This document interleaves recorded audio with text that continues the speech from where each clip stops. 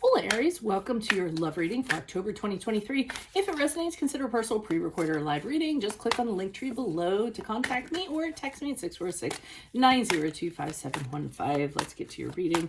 Holy Spirit, angels, divine guides, universe, can you please spread your truth, your wisdom, your clarity, and your insight for Aries for love for October 2023. What do you see? What do they need to know to reach your higher ground, become closer to universe and closer to divine? What are the love energies prior to October for Aries? We have the Two of Candles in the upright. Make sure you click on the Vimeo link below for what your love interest is thinking or feeling. In that spread, I'll have something you do not know about them, in addition to if they're seeing or they are interested in somebody else. For October, we have the Page of Candles in the reverse.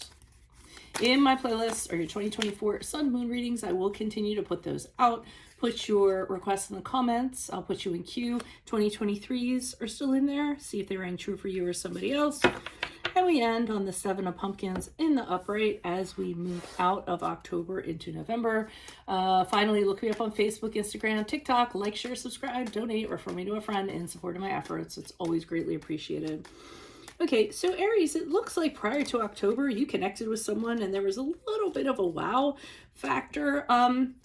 But you're not sure if you want to go for it or not. You're kind of saying, should I stay or should I go? Kind of considering how things are going to flesh themselves out. Kind of figuring out, you know, what would the plans be with this person if you were to move forward? Do they share the same visions as you do? Do they like traveling? Do they like to, you know, are they an innovative thinker like you are and like to do things in different ways? So I feel as though you were kind of, you know, kind of deciding upon that. Some of you may actually be in between two suitors, so you may be presently in a relationship and then somebody else is coming in and you're kind of deciding, should I stay with the person who I'm very comfortable with, who I'm very used to, or should I have the adventure and go with this other person? And you might be just like on the precipice deciding which way you're going to kind of go. It's sort of like the fork in the road.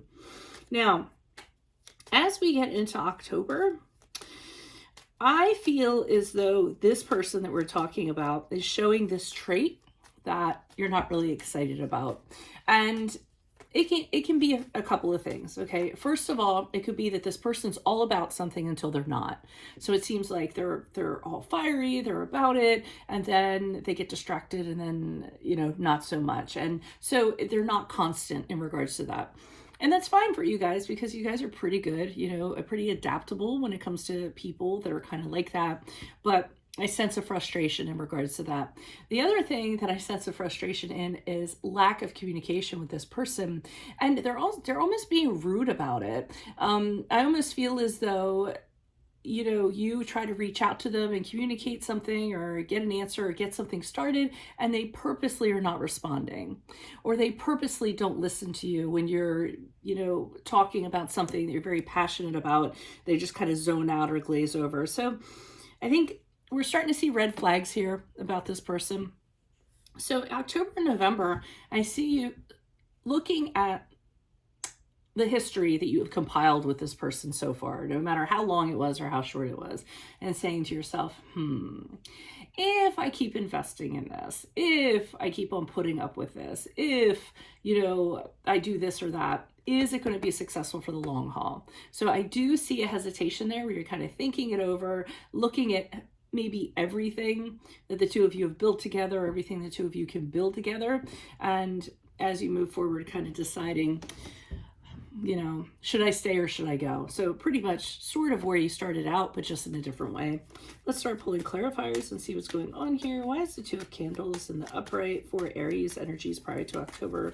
Who's this person? What's this energy? We have the King of Pentacles in the reverse. We have the Seven of Cups in the upright. And we also have the King of Wands in reverse. So I feel as though prior to October, you were definitely looking for people. There are a lot of options available to you, but I feel as though a lot of the people that you're running into were undesirable. You either had people who were frauds, they kind of acted like they were something when they weren't, or people who weren't interested in any type of long-term relationship, just, you know, in and out sort of thing. People who were jealous, people who were controlling, very domineering, people who, you know, didn't understand or respect boundaries. So I feel as though when you were dating and or just looking things over and kind of realizing what's out there, you know, you weren't very excited about anything. And I feel like this person rose to this top for some reason. I mean, they ended up being the best because of what they were compared to. So I don't feel like they're really the best. I feel like they were just the best out of the pile, if that makes sense. And that's why you're deciding to kind of go with that person or give that person a chance. Why is the Page of Candles here in reverse? Who's this person? What's this energy? Additional messages for the Page of Candles in reverse for Aries. Okay. All right. Yeah, a lot of stuff going on here that I think is sending up red flags. You may not be interested. They have a tendency to overindulge with other people.